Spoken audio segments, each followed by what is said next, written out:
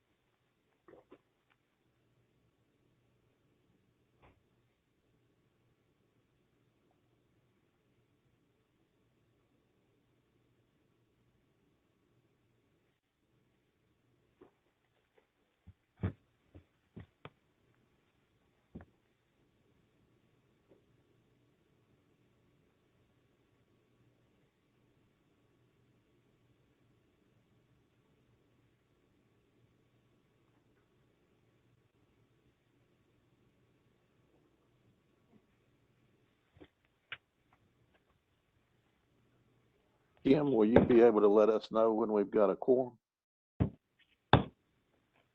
Yes, sir, I will. All right, thank you. Yes, sir.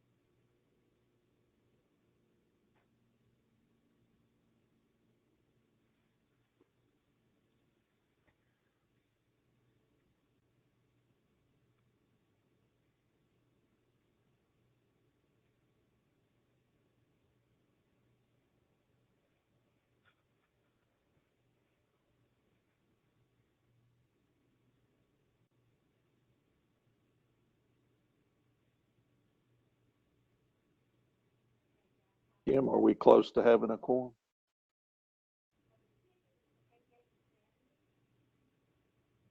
Counting 1 second. Okay. We might want to go ahead and get started, if we're close, at least.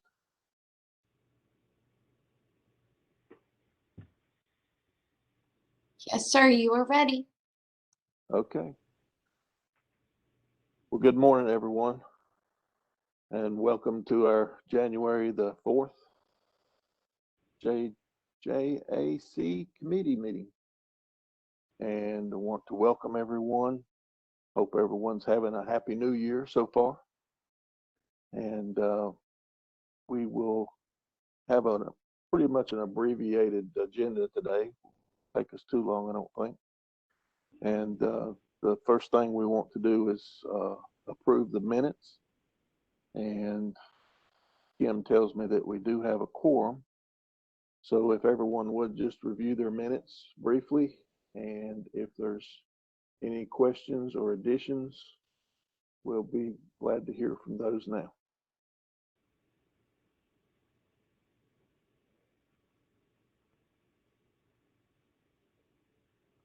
Here, this is Jake. I move approval. Okay, we have a motion to approve. Do we have a second? Second. All right, so we have a motion and a second. Who made the motion, if you can say your name? Jay Corpening. And who is the second? Robert Rader. Thank you. And any questions or any further comments on the agenda? On the minutes? If not, then Kim, if you will, do a roll call for the vote, please. Absolutely. Miss Stella Bailey,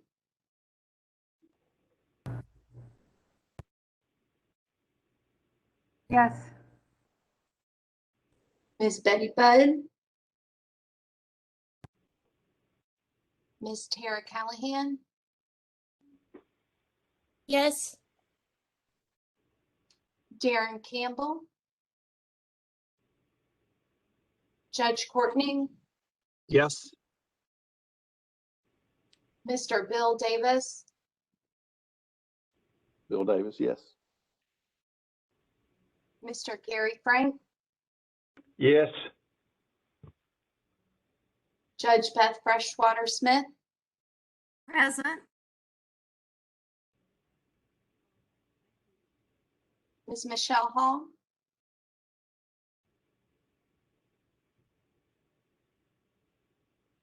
Mr. Andrew Heath,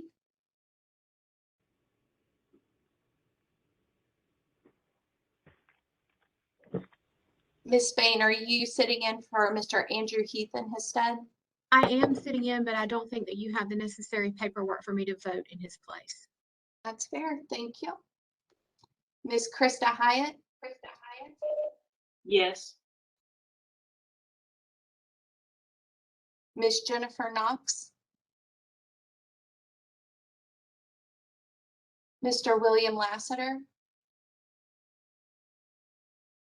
Present. Chief Jeffrey Ledford, Yes. Judge Martin McGee,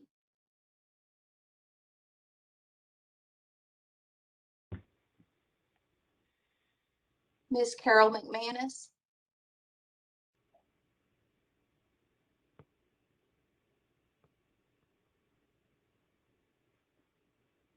Judge Rader, Yes. Ms. Mary Stansel, Yes. Ms. Heather Taraska,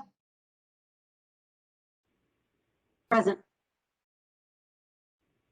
Dr. Robert Taylor, Yes. Mr. Eric Zagra. Yes. The voting is complete, sir. All right, thank you for that, Kim. And the minutes have been approved now.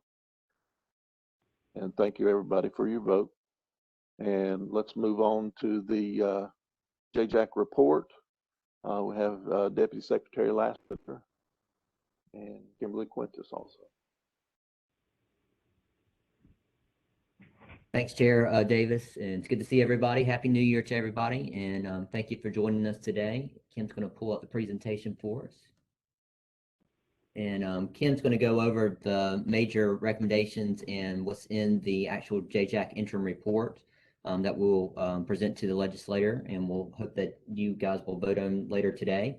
And I'll go over just some of the basic things that are going on as far as the department, just a quick overview of those things. And we decided to do the meeting virtually today just because of the uptick in COVID cases, but also because we don't really think this will be an extremely long meeting. There are several of the major items that we're not quite ready to present to the JJAC, and Judge Corpening will talk a little bit about that in his presentation. But those things will be brought back to the JJAC at our next meeting in April, and we'll do an interim report to the General Assembly with those additional recommendations. So today's recommendations are really ones that pretty much everybody has seen before. And so I think that this meeting shouldn't be that lengthy, and we didn't want to have people have to drive all the way across the state for a short meeting. So we'll jump right into it. And Kim, if you just want to go to the next slide. And so just a couple of things to update you on. The budget did pass, thank goodness. We do have a budget in the state of North Carolina that the governor has signed and the General Assembly has voted on. And so we're excited about that. And that included a number of things for juvenile justice. But one of the most impactful things that you'll see as far as juvenile justice is that it recreated the Division of Juvenile Justice back in the Department of Public Safety. The budget also separated the Department of Adult Correction, and it will become a separate department from the Department of Public Safety. So there'll be a brand new cabinet level department, and that'll be the Department of Adult Correction.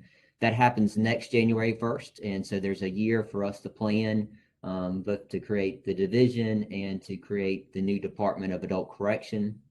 We have started the meeting process on that. To start those, the biggest thing for us to begin with is to separate the juvenile justice functions and adult correction functions from each other, and that there are several areas where we're combined in things like maintenance and things such as some of the budget functions that exist within the department. So we've already started to meet about those things and try to figure out how to separate those adult functions and JJ functions so that the adult correction department can go and create their own department outside of the Department of Public Safety. So what that means as far as juvenile justice is that juvenile justice will be a standalone division, basically allowing for all the rulemaking and policymaking and budgetary functions to fall under my direction in this new division of juvenile justice. So you'll hear more about that in the coming months, but just want to give you an update that is coming and has started the process, and we will see the new division of juvenile justice be created over the next 12 months. Other things that I wanted to give you an update on are the gun safety and gun violence issues that we're seeing. We have seen a uptick, especially in the number of guns being used by juveniles. And so we wanted to just let you know that there are efforts that are underway to work on gun reduction and gun safety protocols across the state of North Carolina to work with juveniles. Again, these aren't to infringe on anybody's gun rights. This is really to have conversations with parents and with juveniles about responsible use and responsible and safe storage of weapons. There was a budget provision that was in the House that passed almost unanimously that would have allowed to have some additional funding for this purpose, but that did not come through in the final budget. But we are still continuing to work with the governor's office, with the attorney general's office, with the Department of Health and Human Services and other departments across the state and DPI to really think through how can we get the messaging out there about safe storage of weapons, keeping weapons out of the hands of juveniles, and especially keeping weapons off of our school campuses. And so you'll hear more about that over the coming months. This has definitely been a growing issue that we've seen across the state of North Carolina. So we wanted to draw it to your attention that there will be some additional work that will be coming on that in discussions. Also, the Task Force on Safer Schools, which I chair, and work with the Center for Safer Schools with the Department of Public Instruction on. We're working on several of the TREC recommendations, which are the Task Force on Racial and Equity that the governor put together along with the Attorney General and the North Carolina Supreme Court. And so there are several recommendations that we're working on that topic, and it includes creating additional information about school justice partnerships. And we've created the School Justice Partnership dashboard. I think we talked about that at the last meeting. But if you haven't seen that yet, it is a brand new tool, thanks to Kim Quintus and Megan Peralt and our data team for creating that School Justice Partnership dashboard. It gives you kind of real-time data that shows you where we're seeing school-based offenses across the state and what those school-based offenses look like in individual districts and individual counties. And so it's a really helpful tool to help us drive decision-making moving forward on school justice partnerships. And we're excited to get that data out to you guys and let you see it. Next slide, Kim. Speaking of school-based offenses, I did want to draw your attention to this. As you know, we talked about a lot last year, the numbers of school-based offenses and what those looked like across the state of North Carolina. And they were down significantly. And we told you that we thought that was mainly because of COVID. And you can see in this chart, so the first half of the chart shows you where we were in the first half of 2021. The second half of the chart shows you where we are now as we closed out 2021. And as you can see, the dark line and the light blue lines are kind of matching up there in the second half of 2021, which means that our school-based offenses have gone back to where we normally see them as far as the number of school-based offenses coming into the system. And I just wanted to draw that to your attention because as we think about the role of the JJAC, one of the roles that we had was to really look at implementing all of the bill that passed in 2017 for Raise the Age, which included school justice partnerships as one of the things that we were required to look at by the General Assembly. And so you can see that we've got some work to do on school justice partnerships still as far as school-based offenses. But I think as we continue this discussion, it's not just about having those school justice partnership agreements, but it's also making sure those agreements have conversations with all those stakeholders that come to those groups to really discuss what's causing the uptick in the current number of school-based offenses that we're seeing across the state of North Carolina, and really trying to figure out, are there solutions that we can put in place to help drive those numbers down. One of those areas that we see over and over again that have been driving some of these numbers are a lot of low-level misdemeanors, but we're also seeing the presence of guns on school campuses, as I was speaking about earlier. And in surveys that we've done with kids, in discussions that we've had with students about this, the number one reason kids are saying they're bringing weapons to school is because of fear or retaliation, or the fear of being retaliated against at school. And so really trying to figure out how do we get to the root causes of those problems and try to diminish the needs for kids to believe they need to bring a weapon to school in the first place. And so those discussions are ones that we want to continue as we move forward. And as you can see, we've got some work to do on those school-based offenses. Next slide, Kim. So this next chart kind of shows you the other thing that we knew during the pandemic is that we were forcing down the number of offenses that were coming into the juvenile justice system. But as you can see, as the pandemic kind of started to wane and kids went back to school and we went back to more normal functioning in our society, you can see that the number of overall juvenile complaints also has increased. If you look at September especially, which I really mark as the first month that the school was back in session for almost all schools across the state of North Carolina, you can see that was the month that we saw the biggest increase in the number of juvenile complaints. But for the last 6 months here, actually 7 months, we've seen a steady increase above what we saw in 2019 as far as juvenile complaints coming into the system. Now, of course, this accounts for the Raise the Age population. So this is comparing 2019 to 2021.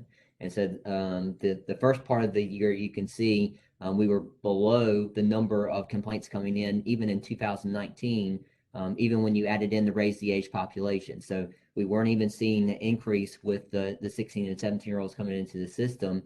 in the first 4 or 5 months of the year. But in the back half of the year, in those last 7 months, we've absolutely seen that increase in the population. This is what we projected all along. This is what we thought the population would look like once 16 and 17-year-olds were entered into the system.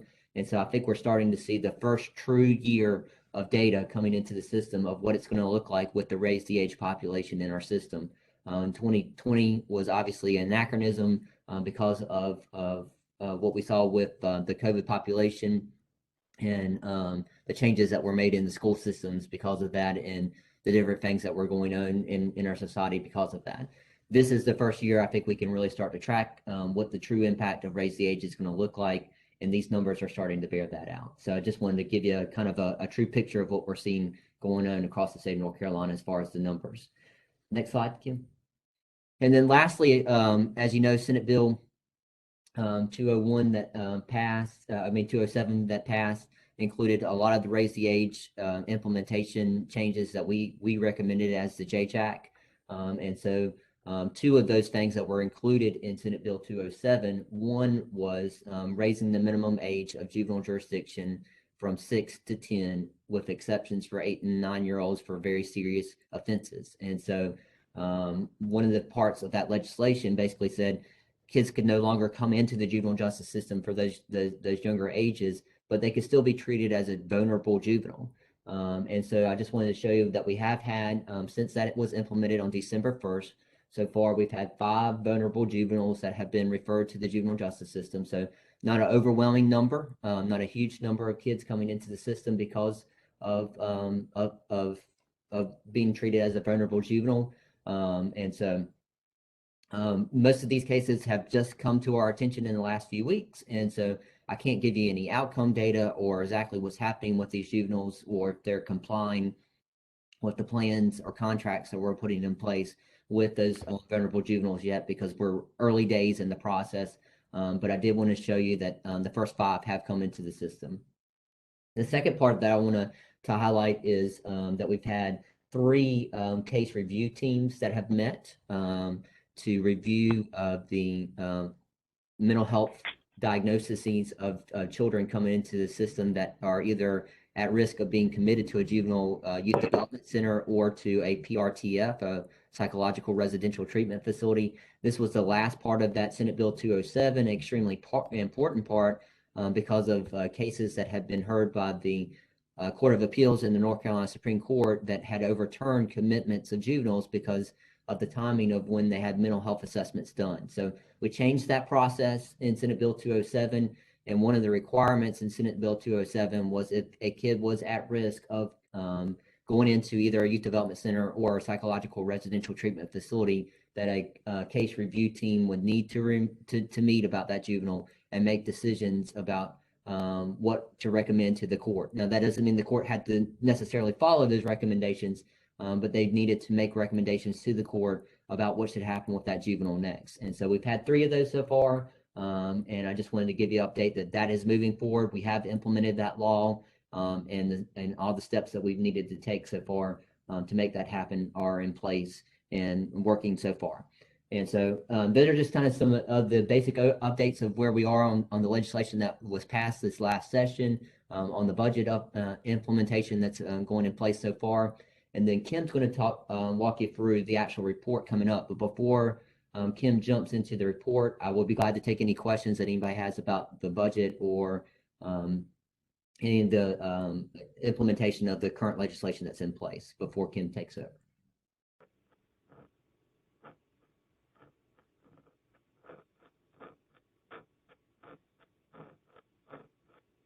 Okay, not hearing any, I'll turn it over to Kim to go over the report, which you all should have gotten in the email before the Christmas, the holiday break. And so, Kim, if you would walk us through that, I'd appreciate it. Absolutely, sir. Thank you. So good morning, everyone. I am going to go through the tasks that we have ahead of us today. The JJAC reporting requirement that's contained within statute required an initial report from the Juvenile Jurisdiction Advisory Committee. That initial report was issued on March 1st of 2018.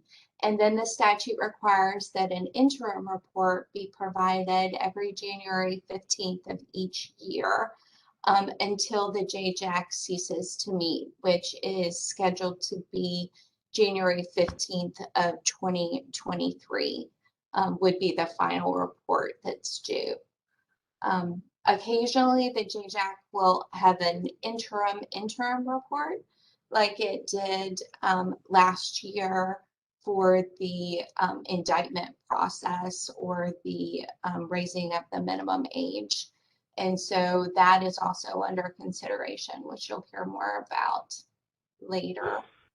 The requirements within the update are that they address planning steps completed, legislative, administrative, and funding recommendations. So that is the structure of the report itself, that it be divided up between legislative, administrative, and funding recommendations.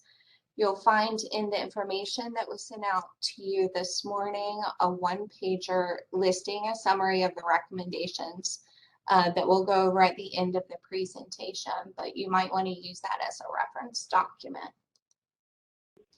At the end of the presentation today, you'll be voting, and that vote will say that the committee votes to accept the content of the draft juvenile age report and allows the department to make technical changes such as grammar or punctuation, but no substantive changes. So we'll go through the presentation. There will be a time for members to provide modifications, corrections, additions to the report, and then we'll take a vote on this language, accepting the report with the modifications. Generally, the timeline is a requirement each year that goes through what are the main substantive accomplishments that JJAC has implemented. And so starting back from the 2017 period of time where JJAC began to meet, building up until today, some of those items are included in the draft legislative report. And those things include planning, building, hiring, and training, securing agreements with detention centers, juvenile detention centers, to open additional beds through counties and sheriff's offices, rolling out the youth assessment screening instrument, YASI, funding different types of programs to meet different types of needs for older and younger youth, implementing age-appropriate programming specifically for the older population in long-term care.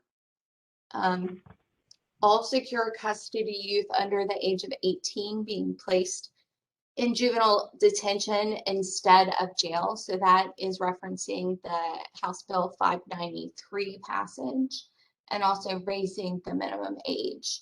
So those are the core highlights of accomplishments of JJAC, certainly in concert with multiple stakeholders, the General Assembly, and different agencies within state government. As those accomplishments are met, we continue to go back and pull back around to look at the data associated with implementing those items.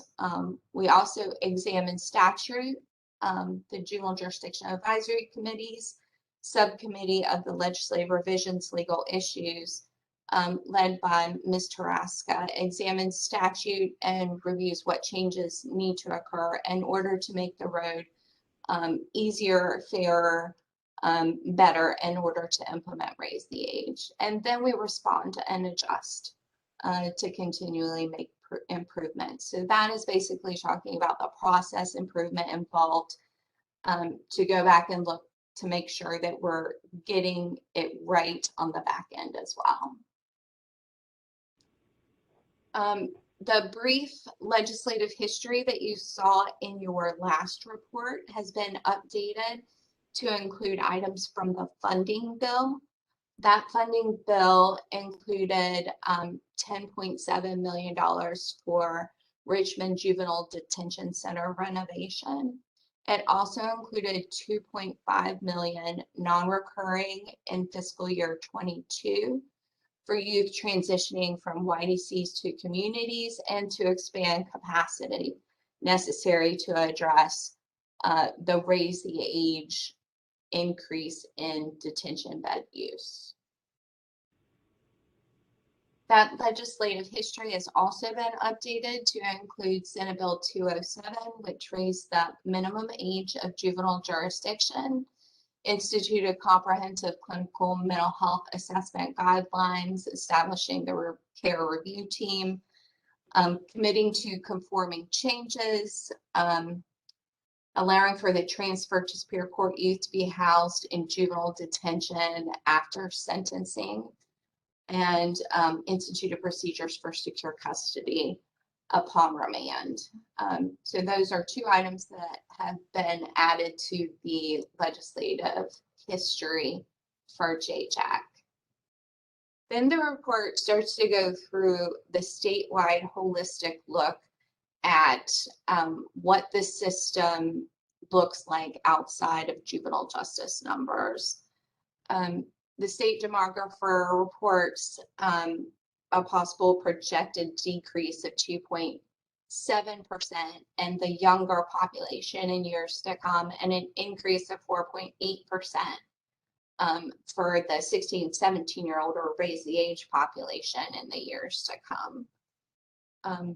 The adult correction numbers have seen a 72% decline in prison entries since fiscal year 16.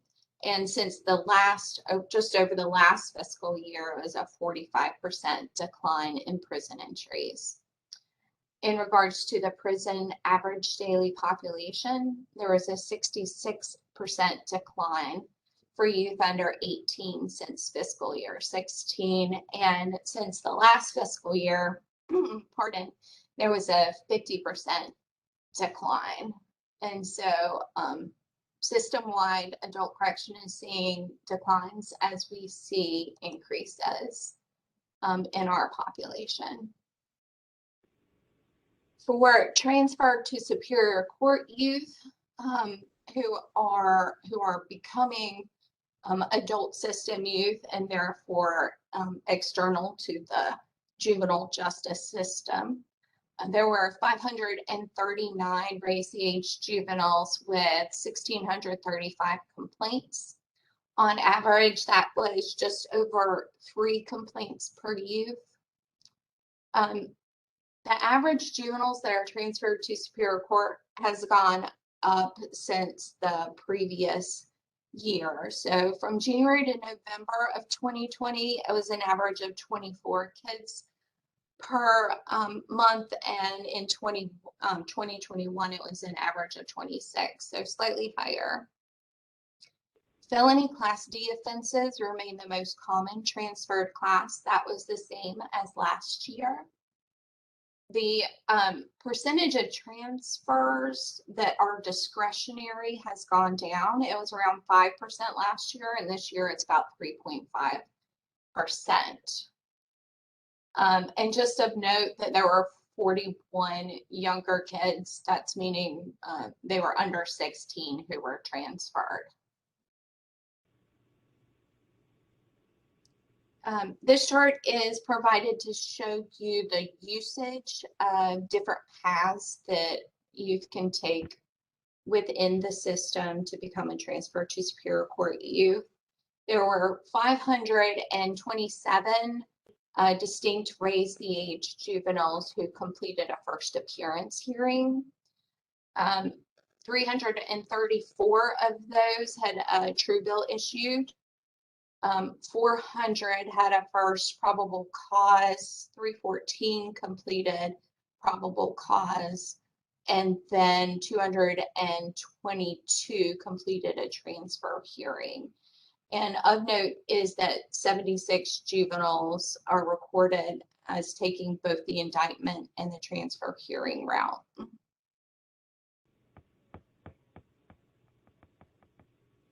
House Bill 593, criminal court youth, are youth who are not classified as juveniles, but rather as criminal court. From August 1st, 2020, which was the implementation of House Bill 593, to the end of November 2021, there are 182 detention admissions for these criminal court youth. Mecklenburg was the largest contributor to those juvenile detention admissions, with 35% of the criminal court youth being from Mecklenburg. 79% of the criminal court youth admissions were for pretrial stays. The next largest grouping, pardon, was for probation violations. The average daily detention population for House Bill 593 youth is 15, so an average of 15 kids each day. Then the report takes a look at the entirety of the second year of Raise the Age implementation. Here you see that the compared to 2019, much like Deputy Secretary Lassiter's illustration, the number of Raise the Age youth is added to what we saw before Raise the Age, more recently with schools reopening. Approximately 11% of the Raise the Age population was for school-based offenses. Year one compared to year two, we saw a slight increase in annual complaints, ever so slight. We saw a slight decrease in distinct juveniles from 4,107 to 4,091 distinct juveniles during the year. We had the same percentage of the total projected Raise the Age complaints received, so about 56% of what we expected we received in total. But if you compare each year for the A through G offenses, we received exactly on target last year for 100%, and this year we received about 105%, so a slight increase. We received about 53% of felony class H through misdemeanor 3 offenses. That is the same percentage that we saw in year one and year two. And the average complaints per juvenile has increased very slightly from 2.41 to 2.44. And the original projection methodology used 2.4. This graphic shows you the Raise the Age complaints received versus the Raise the Age juveniles who are associated with those complaints. And so what you see is slightly a pandemic line, a line along which would continue if the pandemic were to continue. And then you see some rises and falls. And so the green is for year two and the blue is for year one. And so you see the increase that we've seen in the number of juveniles in year two at the end, which matches the increase at the beginning of year one.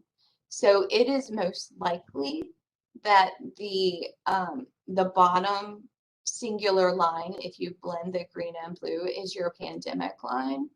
And it is most likely that your Raise the Age line is more at your peaks of these two, continuing through the system. Of course, we always have a decline during the summer months while schools are closed. And so we expect that to continue. As always, most complaints are approved for court. 98.43% of felony class A through G offenses were approved for court, and 70.63% of felony class H through misdemeanor 3 complaints were approved for court. You see much larger percentages of closed and diverted for your class H through 3s, as is typical with your younger youth population as well. There were 48 cases that were reverse waived since Raise the Age was implemented on December 1st, 2019. And this illustrates the breakdown between females, males, and the ethnicity. While Black or African American race ethnicity is the largest number represented here, they also represent the largest number of juveniles and complaints within the system as a whole. School justice partnerships are also covered within your report. That information was provided from the administrative office of the courts. That text reiterates the purpose of school justice partnerships and provides some quotes from stakeholders and interested parties, and illustrates the successes of school justice partnerships locally. It accounts for 40 counties with active school justice partnerships. It references the new public-facing dashboard for school justice partnerships, and I'd like to thank Mr. Phil Maychek for ensuring that that was up and running in time for the November rollout. The school justice partnerships seek to reduce, the use of exclusionary discipline practices and school-based court referrals, which push students out of school and into court. And then the report moves on to more of the recommendation side. So let's talk about the specific recommendations. The indictment process was addressed in the May 6, 2021 interim memo. That indictment process passed the committee with one partial dissent from the Office of Juvenile Defender, and that is noted in the report. There is also a legislative recommendation to recodify injuring or tampering with a vehicle. Previously passed was your recommendation to recodify that item, and after discussing with interested parties, there was an additional amendment that was put into place to allow for the Division of Theft Bureau to continue to investigate and enforce that law. And so this reference to Article General Statute 14-160 allows for the continued investigation and enforcement. And so that is part in the change since your last vote.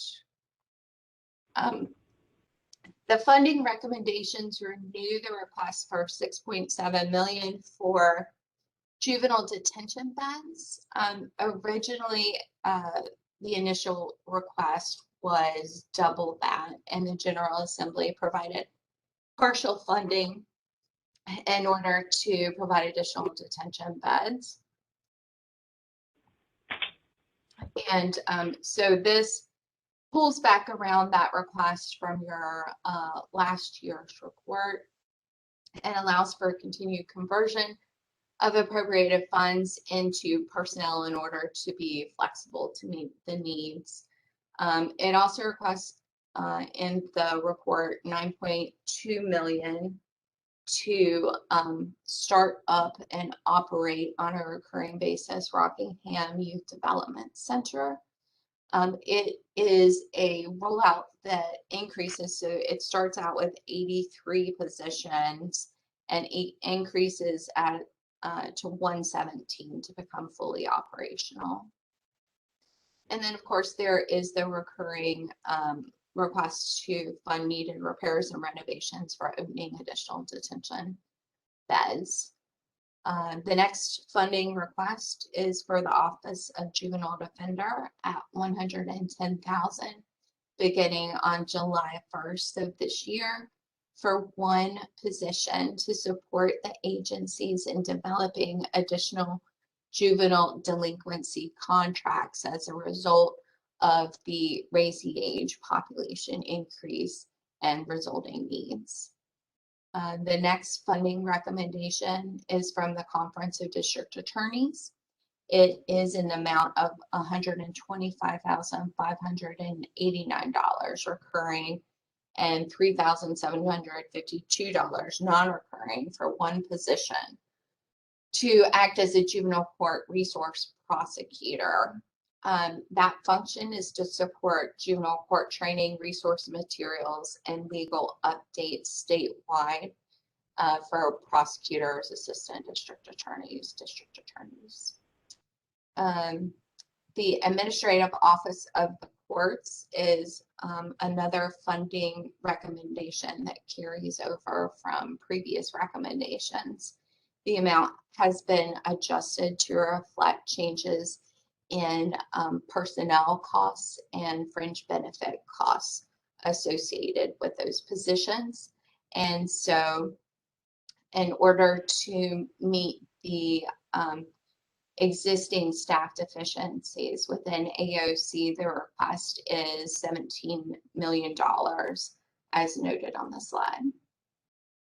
That would begin in fiscal year 22-23 as annualized, and the 21-22 fiscal year cost is $8.5 million, with a $744,098 non-recurring costs.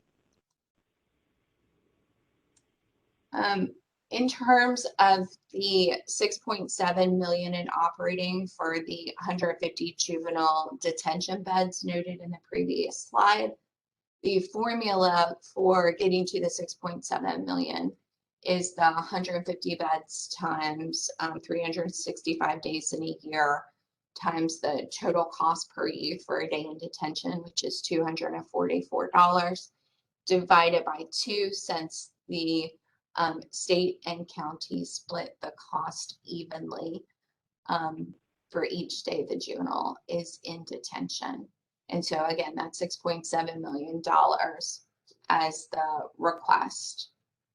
The original 300 bed projection was taken from a host of analysis and especially from the Sentencing Policy Advisory Commission staff analysis that informed the process and led to the recommendation of 300 beds from juvenile justice. The average daily population in juvenile detention centers has increased 78% since December 1, 2019. You'll see that in a slide to come. It's hard to visualize 78%, but when you hear it for a small detention center population, you'll see the increase. Larger numbers of the detention population are criminal court and pretrial transfer to superior court youth who stay longer.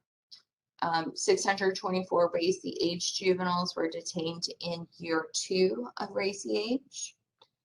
Since school restarted, the percentage of projected juveniles detained has been very close to the projection. So during the pandemic, we were in the 70-80% off and on, and would hit up to 90 on occasion. More recently, as we've gotten back into the groove of receiving more complaints and detaining additional juveniles and juveniles staying longer, those populations have been 95% projected, 93% projected, and then 97% projected.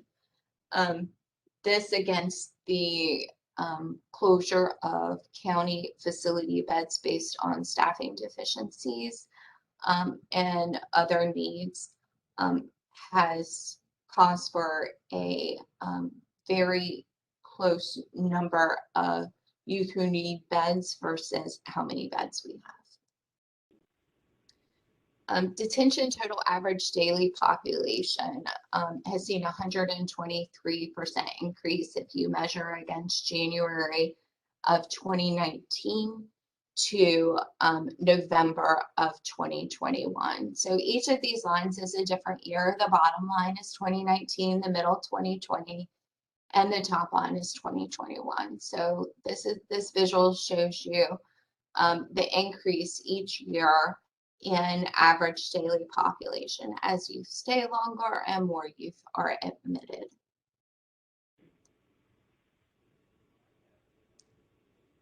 The detained transfer to superior court youth analysis.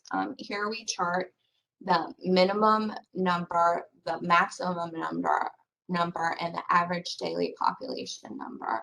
The maximum number is the number that we pay closest attention to for planning of detention beds, because we need to plan for the number of kids who are at max going to need a bed that day. And so you can see that that went before Raise the Age was implemented to a transfer population of 20 to November 2021's number of 65. So as that number continues to increase, that average daily population and that max, we are in need of being responsive to those bed demands. And that's a 225% increase. The percentage is sort of misleading because it's a change from 20 to 65, but I put that for reference. The next recommendation is opening Rockingham Youth Development Center.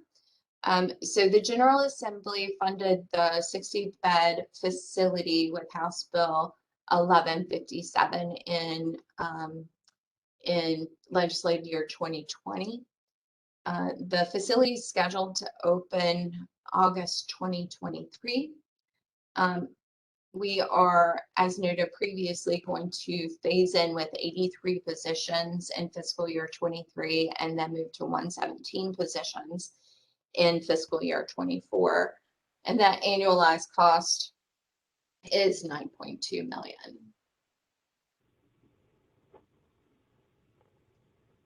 So this is pretty interesting to me. There are 73% increase in YDC commitments for Raise the Age juveniles. So you see in year 1 and year 2, the non-Raise the Age YDC commitments stayed the same. So those are kids who are not included in the Raise the Age population. They're your younger kids, and they were the exact same in year 1 and year 2 following Raise the Age implementation. You see here that the number of Raise the Age juveniles who were committed in the first year was 51, and the number committed in the second year was 88. And whether or not that is associated with the addition of the reverse waiver, I cannot say. But it is an interesting thing to keep an eye on to see what that continues to increase to. 73% is a mild increase, but it does put our population up that we have less availability to use co-located or multi-functioning campuses that include YDC and detention populations as that number increases. So that is an additional restraint to consider in the future. The report also includes upcoming or future topics. The committee is committing to pursue pre-trial release opportunities, programming for gun violence prevention and gang-involved associated youth, funding for comprehensive clinical assessments. These are items that we discussed in the October meeting for JJAC, and we're under consideration for possible or future recommendations, be they funding or statutory. And so the addition of these items is a potential for future recommendations, whether it be in an interim report later this year and one in the future. Also, the report contains an item about exploring programming in the areas of vulnerable juveniles. That's the SNAP, that's the aggression replacement therapy type programming. The traffic offense programming, which is an expansion of teen court that was addressed during the last meeting, and also 18 to 20-year-old age appropriate programming, the additional of vocational and independent living programming to offer for youth. So those are listed as future items.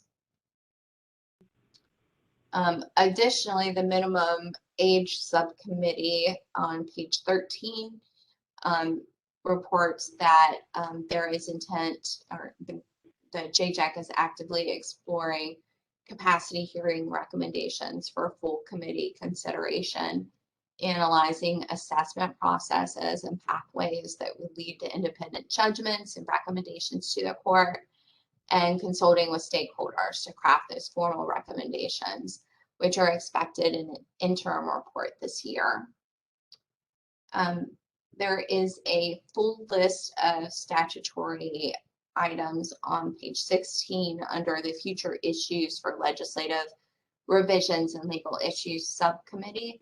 Those items are lengthy, but some examples are: what is the gang enhancement hearing process? Questions regarding 50B statute requirements, domestic violence protection orders, conforming amendment for juvenile sex offender registration to account for raise the age.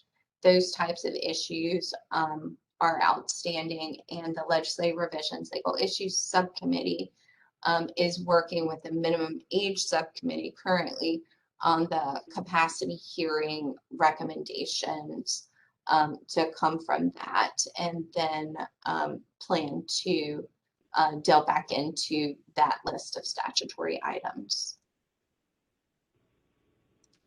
And then next, at the end of the report, the JJAC extends its thanks to Deshaun Green and Emily Maida from the Administrative Office of the Courts, to Jackie Green from UNC School of Government, to the staff of the Conference of District Attorneys, to the Adult Correction and Juvenile Justice Rehabilitative Programs and Services section, to Mr. Dan Fly with the Department of Information Technology, to the Juvenile Justice Research staff, Ms. Megan Pearl, Lizzie Halstead, and Mr. Phil Maycheck, for the efforts that went into gathering data, constructing text for the addition into this report. And so with that, I will conclude my presentation and answer any questions or turn it back to the chairs, whichever you desire.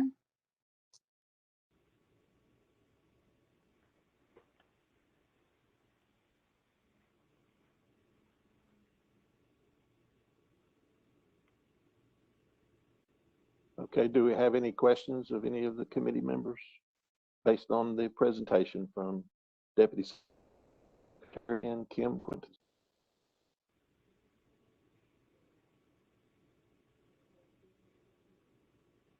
Okay, hearing none, do we have any modification? Anything anyone believes needs to be addressed in the report before we take a vote on it?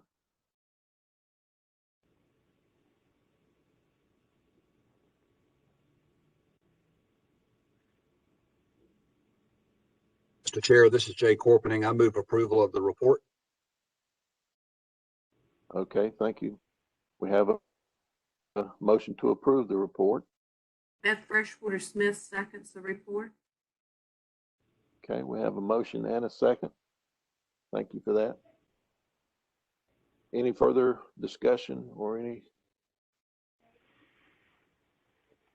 anything before we move to, or we take the vote? Okay, hearing none.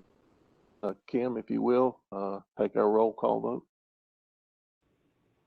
Absolutely. The following roll call vote is to approve the following. The committee votes to accept the content of the draft juvenile age report and allows the department to make technical changes such as grammar and/or punctuation, but no substantive changes.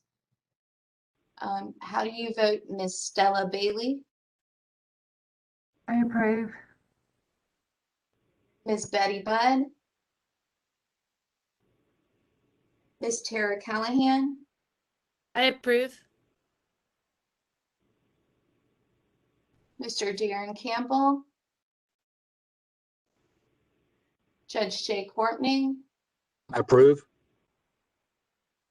Mr. Bill Davis? Bill Davis, I approve. Mr. Gary Frank? I approve. Judge Beth Freshwater Smith? I approve. Ms. Michelle Hall? I approve. Mr. Andrew Heath? Lindsay Spain here on behalf of Mr. Heath, but abstaining from voting. Thank you. Ms. Krista Hyatt? Approve. Ms. Jennifer Knox? Approve. Mr. William Lassiter? Approve. Chief Jeffrey Ledford? Approve. Judge Martin McGee?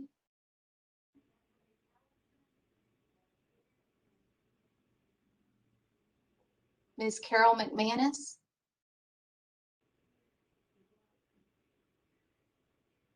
Judge Robert Rader? Approved. Ms. Mary Stansel? Approve.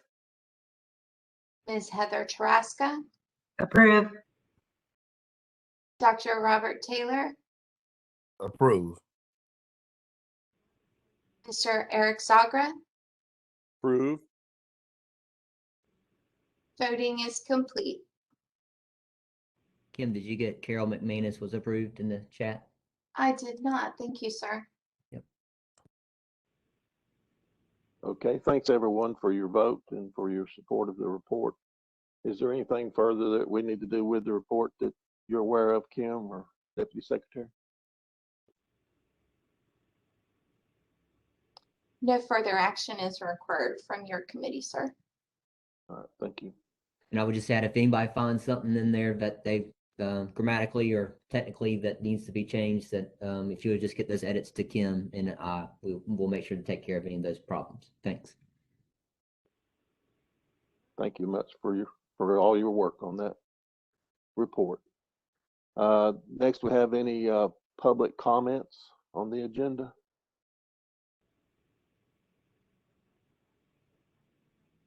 No, sir, there are no public comments. All right, thank you for that.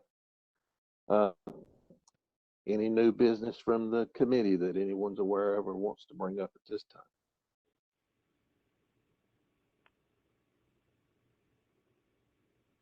Okay, hearing none.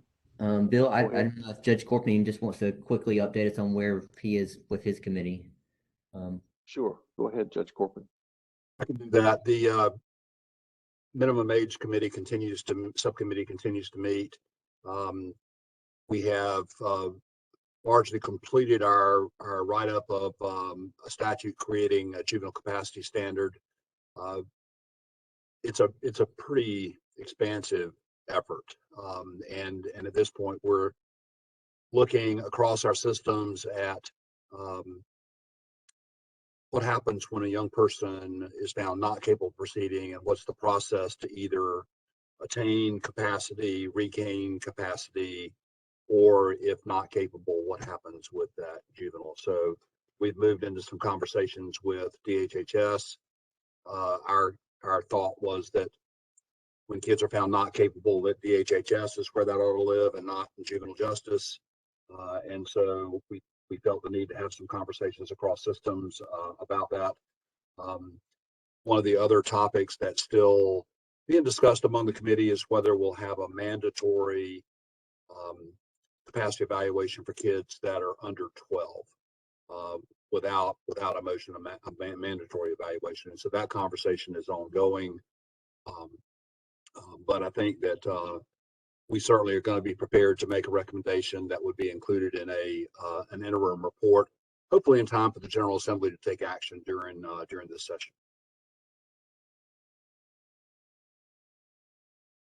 Okay, thank you for that, Judge Corcoran. Any questions of the judge?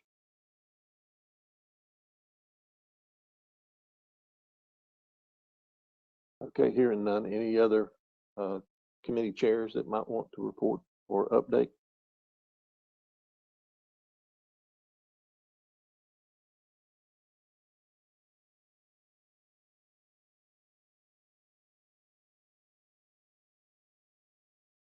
Okay, hearing none, then we'll move on to the next steps.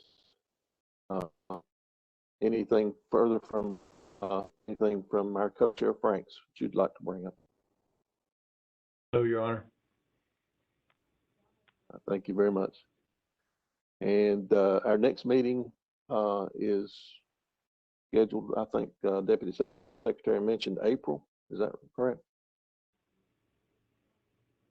Yes, sir. Kim, do we have the exact date yet, or we're still working on exact date? We are working on the exact date. Yeah. So we'll get that out to the committee soon, Chair Davis. All right, thank you. And is there any further on next steps? Anyone that wants to talk about any next steps? All right, our next meeting will be in April. And without objection, I'll adjourn the meeting. Thank y'all. Thanks, everyone. Thank you. Thank you, Mr. Chairman. Thank you. Happy New Year. Thanks.